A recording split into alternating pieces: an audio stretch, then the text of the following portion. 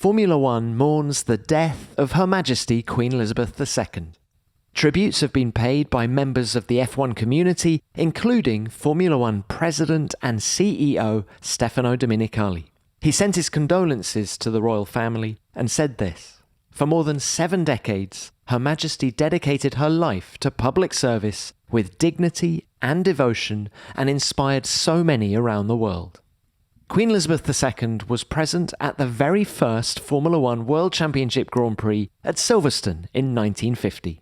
She bestowed knighthoods on 4 Formula One drivers during her 70-year reign, most recently to Sir Lewis Hamilton. Her Majesty also knighted Sir Stirling Moss, Sir Jack Brabham and Sir Jackie Stewart. Formula One sends its deepest condolences to the royal family and to the people of the United Kingdom and the Commonwealth. It's a 5th consecutive win for Max Verstappen. He will stand on the podium at Monza for the first time in his Formula One career. Very lovely, mate. Great race that again. It finished behind the safety car. It perhaps was an unsatisfactory ending for many, as we like to see action all the way to the checkered flag, but Red Bull and Max Verstappen won't mind that at all. It's another win on their seemingly unstoppable march to a world title or 2 in 2022. Max Verstappen wins the Italian Grand Prix. What an incredible drive by Max Verstappen, his 5th win in a row, his 11th of this 2022 campaign. There really is nothing stopping that man and his Red Bull Racing team this year. Now, this week on F1 Nation, there is no Damon, there is no Natalie, so I'm delighted to say that I'm joined once again by Fred Ferret from L'Équipe in France. Fred, good evening. It's great to see you. What is the headline on L'Équipe for tomorrow? Murder by cold blood. Murder by cold blood. What do you mean by that?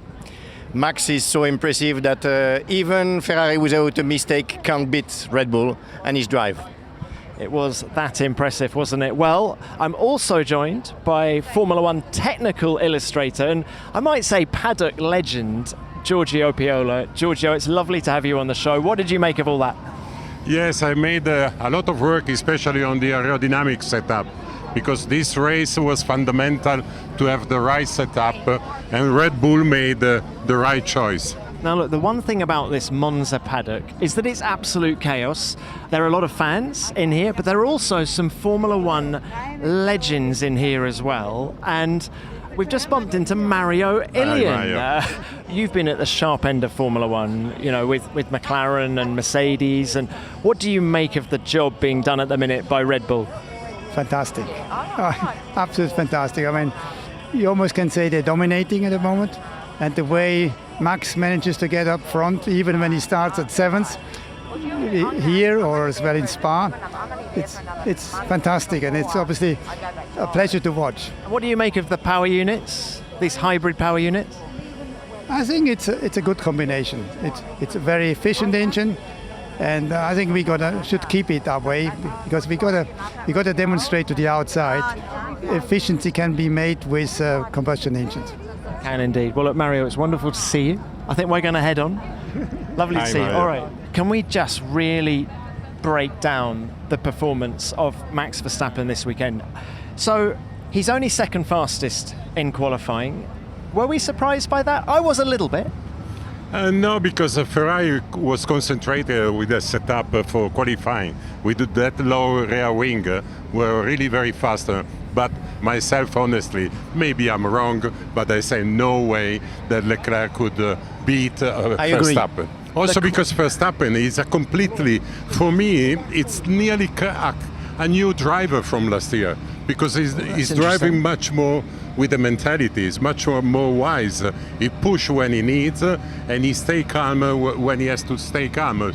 So for me, this year, Max is much stronger than last year. He did say something before the start of the race, didn't he? He said, we don't need to win this race. Yeah.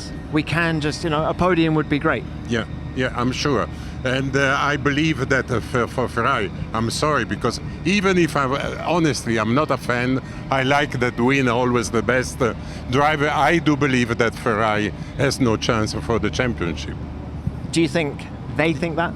Of course, they have to hope, like the people. You saw the people. There was also a booing Verstappen that was unfair, if you want, because anyway, the driver make a wonderful fight, and Verstappen, wow, he was 5 laps after he was second. So it's unbelievable what he did. So it means that his car is so efficient that he's able even to overtake a car with less downforce rear wing, because it's much faster anyway. And no degradation in the tire, while Leclerc has quite a good degradation on the front left.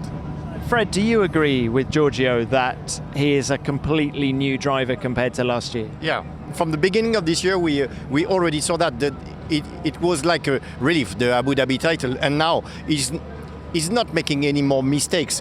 Even last year, not so many mistakes if I remember well, but now he's like in the new Lewis, unbeatable, driving so cleverly when he used to do some bad things and trying to win at every cost. And remember that the French Ocon won the F3 championship because Max did so many mistakes when they were only 15 years old. So it's a long time ago, but he used to be like that. And he discovered, maybe thanks to the title or now the experience, that he doesn't need that anymore. But now he will win. He will want to win every race till the end of the year to beat the records. Well, so this is race win number 11 of the season. The record is 13. Sebastian Vettel in 2013, and I think Michael Schumacher in 2004 as well. Maybe Singapore can be a doubt, because it's a very bumpy circuit, so maybe both Red Bull and Mercedes will have more problem than Ferrari. Ferrari seems to be a car that suits to every kind of races, every kind of track, and don't suffer the bump, while Red Bull and Mercedes, yes. So maybe the only chance to interrupt this fantastic 11 wins can be Singapore. I mean, when you think back to the Australian Grand Prix and the way that Charles Leclerc dominated that race earlier in the year, is that the sort of picture we might get in Singapore, or do you think Verstappen and Red Bull have closed the gap on that kind of track? At the first race, Red Bull was not the Red Bull that is now. There was overweight. They made a lot of modification to the car, so the car is much better than at the beginning. While Ferrari, immediately the car was very reliable, very good to set up to any kind of circuit, so they had an advantage in this. But now I think the combination Red Bull and Verstappen is unbeatable. Right, where do we think he's going to break the record, Fred? He's going to be world champion with 13 wins in Suzuka. Wow, so he's going to win he thinks he's going to win in Singapore. The Red Bull will be very, very good at Suzuka, won't it? Yeah, of course. It's Singapore is a Ferrari track, and Giorgio will agree with me. Suzuka is a Red Bull track for ages. Yeah. Vettel won one title there, or maybe two, and he always won there when he was a Red Bull driver. So I think Suzuka for sure is a Red Bull victory. Giorgio, how long have you been covering Formula One? It's not very wise to say, because otherwise you can make the calculation. I can say that I started when I was 5 years old. Anyway, it's my 54th season. Your 54th season. That is incredible. But have you ever seen domination in the way that we're seeing Red Bull dominating the rest of the field at the moment? I feel it's even further ahead than Red Bull was in the 4 years that Vettel won with them. I actually feel it's more dominant than the early years of the hybrid era with Mercedes. Yes, but you forgot that I started when there was not the hybrid era, and you have to remember 2002 and 2004 for Ferrari. And 92 with Williams, with Mansell. And when Senna won the championship with McLaren, he was missing only one race, McLaren, that year. And the last year. And Schumi in 2002, he was world champion in the Grand Prix of France, and he made four stops. I accept 2002, but I think if Max does get the record this year, I think it is akin to any other kind of domination we've seen, and it's quite extraordinary when you think that Red Bull was in the battle for the World Championship right to the last race last year, and they've managed to, keep it going, keep the momentum going with these new regulations. Yeah. No, they are doing a fantastic job. And if you see the car compare all the other car, is full of innovation, full of new solution. We are always talking about the aerodynamic, but also the suspension layout. They are completely different from everybody, and especially from last year. So Adrian Newey's group of people, they made an incredible job in all the area of the car. And do you think Adrian's previous experience with ground effect, in the early 80s, has that really helped him with this car? For sure. He has the culture, the philosophy of the ground effect car. And then again, I tell you, this car, especially myself, when you take the picture, maybe you don't understand very well. But when you do the drawing that you can make back to back to the previous year, you really understand that this car has nothing to see with the other car. For example, Ferrari, the front suspension is very, very similar to last year's car, and also the Mercedes one. While the Red Bull RB18 is totally brand new car. This episode of F1 Nation is sponsored by NordVPN. Don't get caught out using public Wi-Fi, leaving your personal data and information at risk. It often feels like the easiest option when you need to access the internet on the go, but security on these networks is never guaranteed, so the best thing you can do is protect yourself with NordVPN. NordVPN helps you access the internet safely and securely, whether you're at home or you're on the move, so you never need to worry about your personal data being shared. When using the app, all internet traffic is routed through a secure encrypted tunnel which protects data and privacy. There are more than 5,500 servers based in 59 countries, allowing you to find a server near you for better speed. It's simple to use, all it takes to connect is one click, or you can enable Auto Connect, so you can rest assured that you're always protected. And if you find you've got multiple devices that you need to cover, don't worry, because with just one account you can use NordVPN on up to 6 devices, and it's compatible with every major platform. So grab yourself an exclusive NordVPN deal by going to nordvpn.com/F1Nation to get a huge discount off your NordVPN plan plus 4 months for free. It's completely risk-free with Nord's 30-day money-back guarantee.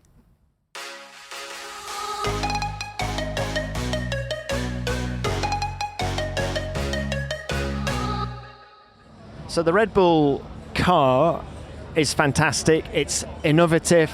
Max Verstappen is doing a wonderful job with it. But what about Sergio Perez? Do we feel a little bit sorry for him that the development of the car has gone away from his preferred driving style more towards Max? Yes, but we have to understand that the beginning was the opposite. Perez seems to suit better the car than Verstappen at the beginning. And now there are some little difference. I can't tell you, I don't know because I'm not inside the team. But for example, the two drivers, they use 2 different floors on the car. So that can be a little different. Then we have to remember that Verstappen had before the new engine. So it was again quite an advantage compared to his teammate. But it's true that the evolution of the car, the update of the car, suit much better the style of driving of Verstappen compared to Perez. Now, you mentioned engines then. I'm thinking immediately of the engine penalties that we had after qualifying. 9 drivers were penalised. We had to wait a little bit to find out the grid order. What did you make of it all? Yeah, there was a delay, but we have to say that the choice for Red Bull to put a new engine again on Verstappen make him to have a 2 engine for the rest of the season, and this is very important. He can be much safer than everybody else. What do you think of grid penalties, though, guys? Do you feel it's, if you use an engine part or a gearbox that's outside the pool, should it be a grid penalty? Should it be constructors' points deducted, or should it be a fine? You said what I always said from the beginning. I don't understand why, for example, unsafe release from the mechanic and the penalty on the engine or the gearbox has to be on the driver. I will put on the constructor, taking away, let's say, 1 point, 2 points from the constructor championship. At the end of the day, it's a lot of money. So, and then it's correct, because you can imagine the people, not the real fan, but they see, let's say, a driver make a pole position, then he change the engine, and the day after they see starting on the back of the grid. They don't understand really very well. Bottas in Monza last year. Yeah. So I do believe that these rules have to be changed.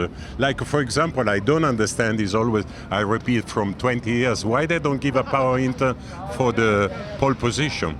It's the pinnacle of the technical, of the best car and the best driver, and there is no doubt. While, for example, giving the prize for the fastest lap in the race has not such a big impact from the technical point of view. And remember that they created that rule to save money, not to spend too much on engine. But yeah. If you have to pay 10,000 euros for a new engine, then you will have something to think about, because now you have the budget cap. So a fine that comes out of the budget cap, or deduction in Constructors' Championship points? Yes, Both. one of two, but on the constructor and not on the driver. I see completely unfair to give penalty to the driver when it's a technical problem. I was having a chat to a friend about this, and we decided that if you have a grid penalty, you should have to start from the pit lane, and then depending on how many places you go back is how many seconds you have to sit at the end of the pit lane at the start of the race. So if you have a 10-place penalty, you sit at the end of the pit lane after the race has started for 10 seconds. No, it has to be... You're a purist, aren't you, George? You don't like that. Like, for example, the race, to finish the race behind the safety car is something that at the end of the day don't make happy anybody, not even, say, the winner. I don't actually have an issue with it ending under the safety car, other than, of course, I want it to be green. We want to see, a race lasting 53 laps. But you have an incident where Daniel Ricciardo's on the side of the track. The marshals can't get it into neutral. I don't think that deserves a red flag, and I think just the timing of it is very unfortunate. But It's happened 10 times before. Bahrain 2020, Felipe Massa had an engine issue, and we finished under the safety car, and it will happen again. Very unfortunate. Yeah, at the end we can justify all this because at the end I believe maybe Sainz could be attack Russell, but at the end the spirit of the race remained, the value of the race remained the same, because I do believe Verstappen would have won anyway and Leclerc would have been second anyway. The only doubt... You never know. If Charles crash on the Max, then maybe George has his first win, or Carlos his second, and then you have a Ferrari win, and you're happy, Giorgio. But I don't believe both Leclerc and Verstappen wants to make a crash. I think both they want to win, but they're driving also with their brain. Yeah, but I think that Charles would have tried everything he could, and he knows that he's no longer in contention for the title, so he would have pushed like hell, just like Daniel did last year in Monza, and get rid of Lewis at the first corner. So I think he would have tried that, because he knows that Max doesn't want to crash, so let's try that. And he's good. What about Ferrari's performance this weekend? It was better than Spa. Why? It was much better than Spa. They understood better the behavior of the car, and also they found a very good setup for qualifying, because they have a very low rear wing, downforce rear wing, so they were very fast. But on the race trim, I believe Red Bull made the right choice. Another person we've just bumped into, Marc Gené from Ferrari. Marc, P2, P4, good day at the office for you guys? No. For sure, Carlos should have finished P3.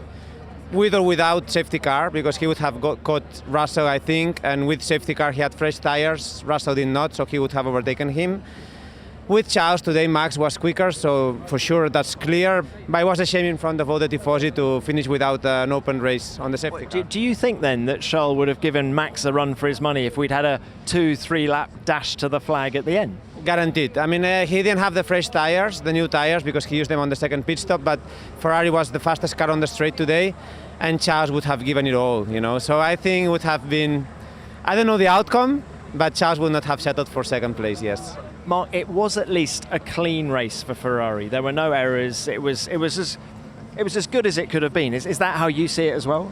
Yes, and not only a clean race, we had the pace. We were not as fast as Max, but we were much quicker than the rest. The car was performing well. We were clearly fastest on qualifying. So we did a good analysis after Zandvoort and Spa, and our setup this weekend was very good. The downforce level was very good. So I think the car was back to what it was throughout the year. Then you may or may not win, but we didn't see the Ferrari of Zandvoort and Spa. So regardless of the speed stops and everything else, so I think we're going to be very competitive in Singapore, honestly.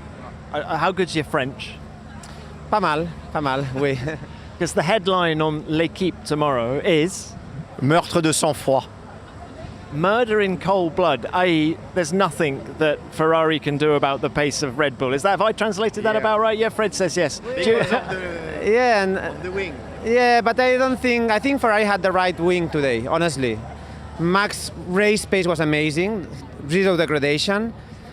But honestly, if there would have been a fight, I'm not so sure if the right wing was the one of Max, because look the way Carlos went through the field. Carlos beat Perez straight square, So I'm not so sure they had the right wing level. I just think the pace of Max was amazing. On the soft compound, not.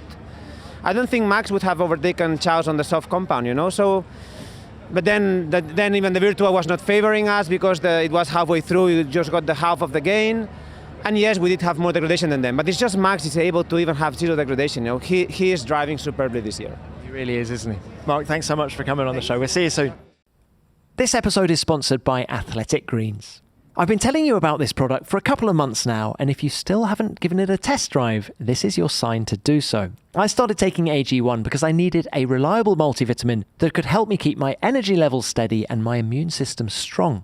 And I've needed it more than ever during this thrilling triple header that we've just had. AG1 is one of the most nutrient-dense green powders that I've tried. With just 1 scoop daily, mixed in water, you're absorbing 75 high-quality vitamins, minerals, whole food source superfoods, probiotics, and adaptogens. Not only has it kept me feeling good while traveling, it's got a ton of other benefits too. It helps to support gut health, your nervous system, better sleep, recovery after exercise, and can help sharpen your focus if you ever suffer from a little bit of brain fog. And it's made of only the best ingredients. So if you're careful with your diet, you won't find any GMOs, nasty chemicals, or artificial anything in AG1. It contains less than 1 gram of sugar and tastes great as well. It has a real tropical taste to it.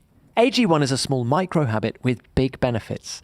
It's one thing that you can do every single day to take great care of yourself, plus it's cheaper than buying all your supplements separately. Reclaim your health and arm your immune system with convenient daily nutrition. To make it easy, Athletic Greens is going to give you a free 1-year supply of immune-supporting vitamin D and 5 free travel packs with your first purchase. All you have to do is visit athleticgreens.com/F1Nation. Again, that's athleticgreens.com/F1Nation to take ownership over your health and pick up the ultimate daily nutritional insurance. I want to talk about Mercedes now. Lewis Hamilton coming from the back, P19 to finish 5th, and of course George Russell, Mr. Consistent, his 7th podium. Is that what we were expecting from Mercedes this weekend in terms of pace? I believe so, because the car made a big improvement. First of all, the car is incredibly reliable. That's the reason why also they can reach the podium. But in terms of pace, they are behind both Red Bull and Ferrari. So I believe this was the maximum result they can do. Now, technically, George, does that car excite you? Does the W13 with its side zero waste, does that excite you? Jesus, I tell you, when I saw the car, I was amazed, because when I saw last year the mock-up of the car, I was afraid that this year we'd have done like a GP2 cars, like all the cars the same. Well, when I was in Bahrain for the testing, there was at least 4 totally different kind of cars. And of course, the Mercedes surprised me. I remember that Toto Wolff came to talk with me, and he was so confident to give he even said 1.5 seconds to everybody. And that is amazing, because you see, this world that is made so much on sophistication, wind tunnels, CFD, all the study, and then you come to the track and you see a result that you didn't expect. And the car is the worst car that Mercedes did, but they went on and they improved the car a lot. I believe that now. Why is it so bad? I think it's a combination of everything, not only aerodynamic, weight distribution, the position, the length of the gearbox, the position of the driver compared to the axle, everything together, not only the aerodynamic. And maybe also the engine that doesn't seem to be as powerful as it was before, at least no advantage compared to the other. But what I like in Mercedes, they went on working very relaxed. You know that I'm always in front of the garage. I never saw upset or working with some difficulty. It's so for me, I'm not surprised that he's so consistent. I'm not surprised that he can be also quite dangerous in the championship, constructor championship for Ferrari. Do you think they can bounce back from where they are now to be championship contenders next year? I do believe so. Also because I remember one sentence of one of my heroes, Patrick had. He said, Giorgio, remember very well, if the people are good, they learn much more from mistake than not when you do everything correct. Because sometimes when you do everything correct, it can be a kind of coincidence and you don't really know exactly why you are so good. While when you do a mistake and the people are good and work together very well, you improve from the mistake. So I do believe Mercedes next year will be a strong fighter. Fred, what about the performance of George Russell this weekend? I would say that now it's normal. They have a proper car, not a winning car, but they have the third car on the grid. And he was second on first line, so finishing third behind the two unbeatable guys, which are Leclerc with the Ferrari and Verstappen with the Red Bull, is now usual place at the end of the race. Lewis was starting from the back of the grid, so coming back to fifth, I think, is the normal position for a multiple champion. That's it. The two guys are as good as the car can give them. George said something interesting after the race where I put to him, why did you try the hard tyre? You were the only car to try the hard tyre. And he says, because we had to do something different. I do agree. When you know that you are beaten, the only chance is to do something that the other don't do, and at the end, maybe for safety cars, for accident, for some problem, you find to be in the right in solution. But if you have a car that is lower in performance compared to the other, and you play the same game, you are beaten. You know that you are beaten. Coming back to Ferrari, trying to use the VSC to have a second free pit stop was the only thing they could do, because they already saw on the first 10 laps that Max was too quick and too gentle with his tires. So they were beaten fair and square at the lap 5 when he was second behind Charles. And if Charles hadn't pitted behind the VSC for Vettel's retirement, then Max would have done. Maybe or maybe not. Maybe not, because they were so powerful and they knew that yesterday. I would just love to grab Jost Capito. Jost, Nyck de Vries, what a performance. If I miss my plane, now you're up for a drink, yeah? Yeah, it was fantastic performance. A jump in the car on Saturday, not doing any mistake, having this performance, being in the position where to push to defend, pit stop, all this was pretty new for him, was fantastic. Obviously we wish Alex Albon well, but if he's not fit for Singapore, will Nyck be back in the car? We'll see, we assume that he's fit, but Nyck is our reserve driver, so... But Alex is good, Alex is well, talked to him after the race. He was really sad that he couldn't do the race, but we are very confident he's back in Singapore. Thank you. Thank you. Gosh, well, that was Nyck de Vries, who on his debut finished 9th in that Grand Prix. Now, I don't think you can overestimate the job he's done.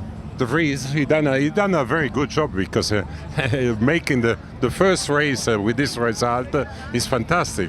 So he was lucky because he drove Aston Martin FP1, but he was really perfect in the race. The man of the moment, ladies and gentlemen, Nyck de Vries is with us. Where you're heading down to the Mercedes motorhome. But Nyck, how do you sum up what's just happened to you in the last 24 hours? I mean, the past 24 hours have been a dream.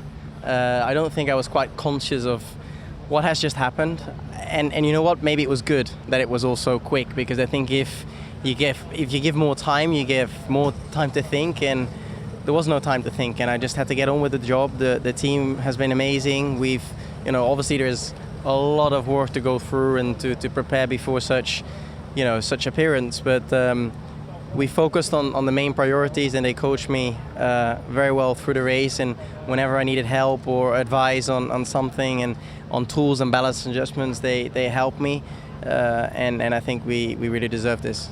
What were you thinking as you lined up on the grid alongside Max Verstappen? We were texting yesterday evening, this morning. Has he supported you? Yeah. And obviously in the race, I let him by and he helped me, getting a little bit more breathing air behind me to Joe. And Lewis messaged me last night, and George was great after the race. So it's honestly to be voted as driver of the day and to feel everyone's support is just incredible. Do you feel this has been an audition for you somehow, looking at next year? Every time you're in a car, it's an audition. So yes, of course, but I'm glad that I got to enjoy it, because normally, you forget to enjoy the moment, and obviously it's been special, but I almost always forget to enjoy the moment. And my dad, he was coincidentally in Monaco, staying in my little place, and he came down last night, and we couldn't even say hello this morning because we would start crying. We just hugged and I walked on, and I could, we are very emotional. We lived for this as a family for my whole life, and to get this opportunity is obviously amazing, and to grab it like this with two hands and to make it a successful one is just amazing. And whatever happens in the future, they don't take this away from us. You won a title in F2 with a French team. Could you drive for a French team in F1? I could drive for any team. It's a serious point, because you have now shown this paddock that you belong here, and there is a seat at Alpine going next year. Could it happen? Well, I mean, that's a question that you shouldn't ask me. I mean, if I had the right to choose a driver lineup, I would certainly put myself in it, but I do not have that right, so time will tell. The race looked very smooth as well. From were there any dramas for you at any point? The right front brake disc was a problem, and I think if it would have restarted, we would have been in big trouble. Yeah. And what about your shoulders? There was something about that. What's going on there? When the safety car came out, it felt like my arms went in spasm. They couldn't move anymore, and my heart rate, and I didn't sweat even so much, was all good, but just the intensity, because obviously the cars are very stiff, and they actually on the straight you need to hold it, right? And there's just no dull moment. Listen, it's been so wonderful to see you get your break. I hope we're going to see you here again very soon. Thank you very much. What a great advert for his family, but also what a great driver. I mean, you could not have asked for more from him this weekend. Yeah. And fantastic attitude. I really enjoyed to see him talking so easy, so happy, so relaxed, and so wise also. Yeah, old head on young shoulders, sore shoulders. He's there for ages. Nobody noticed him, but he did Formula 2, he did Formula Electric. He was there at the beginning of the Formula E. He was a technical driver for the company who was building the Formula E before the first championship. Yeah. So he's very thorough on technical behavior of the cars, all the cars. He's very good, and he drove for Williams at Barcelona, Mercedes at Paul Ricard, Aston Martin on Friday, then coming back to Williams. So he knows a lot of cars. Almost all of them by the sounds of it. When you're running a small business, you've always got one eye on the present and one looking to the future. Perhaps you're currently looking at how you can expand your business, but just need a little bit of help to make those plans a reality. Well, look no further than LinkedIn Jobs. Your new team member could be just a post away. LinkedIn Jobs can help you find the right people for your team faster and for free in just a few simple steps. Creating a job post takes a matter of minutes, and you can tailor it to ensure you're targeting the best people for the role by making full use of their inbuilt tools like screening questions to highlight required skills and qualifications. This is just one of the many ways LinkedIn Jobs can help you quickly prioritize who you want to interview and hire, and don't forget to add the purple #hiring frame to your LinkedIn profile to let your network know that you're hiring so they can help spread the word too. It's no wonder small businesses rate LinkedIn Jobs #1 in delivering quality hires versus leading competitors. LinkedIn Jobs helps you find the candidates you want to talk to faster, and you can post a job for free. Just visit linkedin.com/F1Nation. Again, that's linkedin.com/F1Nation to post a job for free. Terms and conditions apply. Lando and ACS by some press, please. Sorry about the launch, Matt. Sorry about the pit stop. You drove a great race there. Yeah, cheers. There's too many mistakes. Lando, just a quick word on the race. Slow pit stop, but P7? Yeah, it was a slow pit stop. Also the start was a bit of a mess up with the controls and buttons and whatever. So I lost a lot there. Should have finished P5 today, which would have been an amazing result. A lot of points. It's what we really deserved.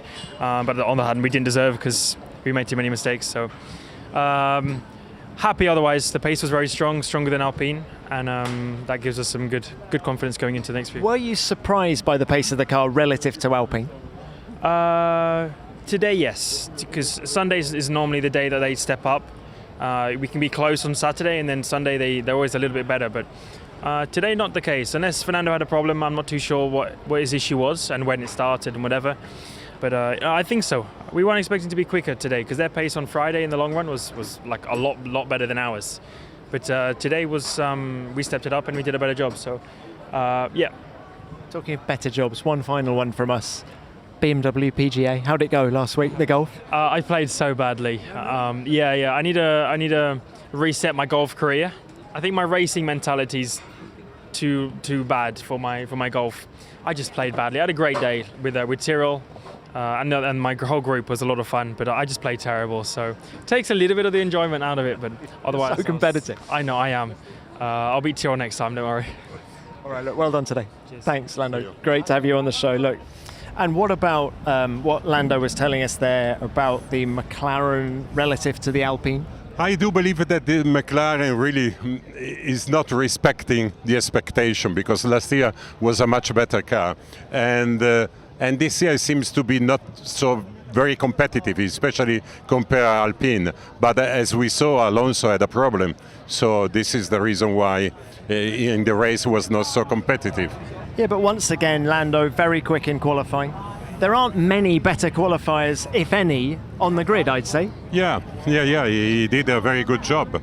I do believe that Alpine, they made this year a better job. They introduced a very big modification to the car. They modified the shape. And even, I have to say honestly, McLaren, they started from Spain to modify the car. But the results are not there on McLaren. Even if today Norris was very good, of course. And of course, he's got a new teammate coming alongside him at McLaren next year in Oscar Piastri. In fact, both of you guys, we haven't had your thoughts on that. What do you make of Oscar, George? You know that I'm the wrong person because I never saw him racing too much. Well, Fred, you have. Yes, and I have to admit that the guy has the same young career as Leclerc and Giorgio Piola. So you can expect the same talent when he will be in Formula One.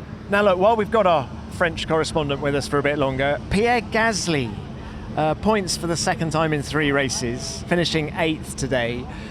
Strong showing from him, but where is he in his head at the moment? Because he wants to drive for Alpine next year. It seems that Colton Herta, coming from IndyCar, isn't going to get the requisite number of super license points, and therefore he's going to be stuck at AlphaTauri for another year. Where is he at? That was the plan. This year, he knew that he had to find a proper seat, but there is no seat available. Then suddenly something happened on the 1st of August. He tried to get it, but he's under contract with Red Bull. So if Colton Herta is not coming with the super license point, then he has to stay one more year with AlphaTauri. And how frustrated is he by that? Very, but you can imagine. He's driving for AlphaTauri since 2018, so quite long time. He showed that he's a good driver, he's a Grand Prix winner, but nothing moves for him. So he has to be patient one more year. Or something happened that's a special authorization that Colton Herta, who has won more than one race in IndyCar, can have some points from the wins of IndyCar, which is not as good as Formula 1, but at least as good as Formula 2. So he should deserve the points for the super license. But I think it's not going to change. Giorgio, what do you feel about the super license points? Unfortunately, there are rules that I have to respect. This is the system. So what Frederick said is I totally agree. But at the end of the day, when there is rules, even if we make all the wise thinking, thinking the best, because as he said, winning in Indianapolis for sure is nothing less than winning here in the lower category. But this is the rule, so we have to wait and see what's happened.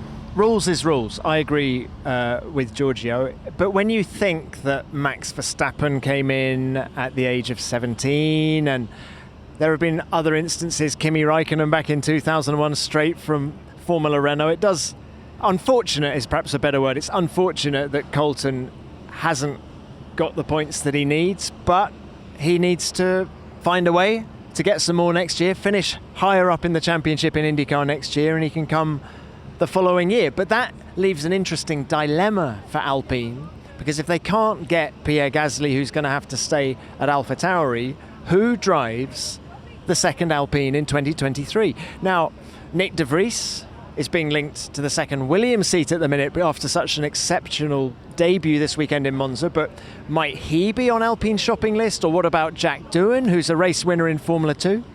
Jack Doohan is the next Alpine driver, so he should be the cheapest choice and the cleverest choice for Alpine. But can they afford to have a driver who never drove a Formula 1 with Esteban Ocon? I don't know. Do they choose Nyck de Vries, who proved himself today, or do they take Mick Schumacher out of Formula 1 at the end of the year because it's a big name and Alpine can surf on that big name? Right, final point that we need to discuss is that of Alfa Romeo. Zhou Guanyu scoring the team's first points since June, the Canadian Grand Prix. Have they slipped back, Giorgio, or has it just been bad luck? Why haven't they scored points? I think a combination of both, because the car didn't have a big evolution. Here, yes, they have quite a sophisticated aerodynamic, and this guy is really a surprise, so he deserves more. Who, Zhou? Yes, yeah. Zhou. Because when he was taken, we always thinking that he came in Formula 1 just because of his sponsor, but he showed him immediately that he's a very good driver, and his teammate, of course, Bottas too. So at the end of the day, the team didn't get the result that everybody was expecting. The budget of the team, of course, is not very big, and you can see also from the way the car is done. But there are some interesting points in the car, some good solution. So we wait to see. Maybe I'm wrong, Giorgio, you will tell me if I'm wrong, but it was the only car who was at the weight at the beginning of the year. At that point, everybody was not able to do a car which was less than 800 kilos, and Alfa Romeo did that bet, and it worked for the beginning. Because yes, that's the reason they were totally against to increase the weight of the car, because to reach that level of a car very light, they had to spend a lot of money, so they spend a lot of their budget on this. But did they back the wrong horse? Because actually, is the fact that they've had to make everything light one of the reasons why they've had quite a few reliability issues? Can be possible. One thing that I don't know is not a secret, because we published at the first lap they did in Fiorano, the floor crashed because it was the first to discover the porpoising. Yes, because it was too light. Then they increased. At one point, I want to tell you something new that on this car. Now these cars are made in prefabricated pieces, because, for example, nobody knows, because we can see the floor of the car, but has been told by 2 or 3 different teams that during the season they made even 15 different floors. Just that they start to build a central section is always, let's say, the same, and they build up what they call the aerodynamic section due to the different kind of circuit. So imagine 15 floors. That's mad. Yeah.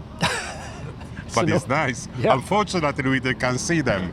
Remember that one guy who is now the technical director of Red Bull and in charge of the RB18 was a young engineer in Sauber in 2012, and his name is Pierre Vacher, and he's French. Wow. He's so proud, and he's French. And he's doing a wonderful job. There is no doubt about that. Giorgio told you about the suspension, everything, and the choice of the rear ring this weekend was Pierre, because Pierre used to work for Michelin, and he's always very nurturing, you would say that, for the tire. Yeah. For him, it's the most important thing in F1 victory, taking care of the tire. So the top 10 looked like this. Max Verstappen dominated to take his 5th win in a row. Charles Leclerc was 2nd, and George Russell taking his 7th podium in 3rd place. In 4th, it was the 2nd Ferrari of Carlos Sainz, coming from P18 on the grid, with Hamilton just behind, coming from P19 on the grid. Sergio Perez was 6th, following that early pit stop. Lando Norris, that slow getaway that he talked to us about, was 7th. Pierre Gasly 8th. Rookie Nyck de Vries 9th, scores on his debut. And Zhou Guanyu scored his first points since Canada to round out the top 10. Gentlemen, just before you go, I wanted to get your thoughts on something that's really impressed you this weekend, and also something that has been a disappointment.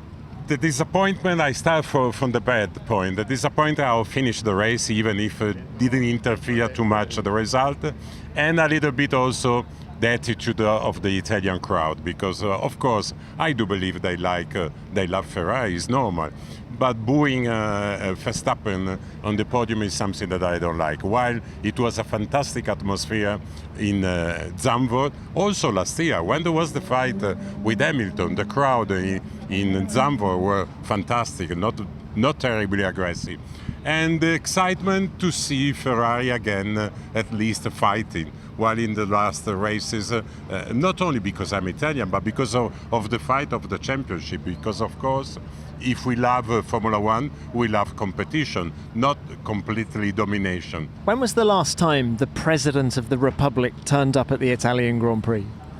You know that I don't remember. What I noticed... Because it's that long ago. A long ago. What does that say about Formula One, about Ferrari? For sure, he's a fan of Ferrari, for sure, because in Italy, you have to remember one thing. One year, Patrese was leading Imola, San Marino Grand Prix on a Brabham.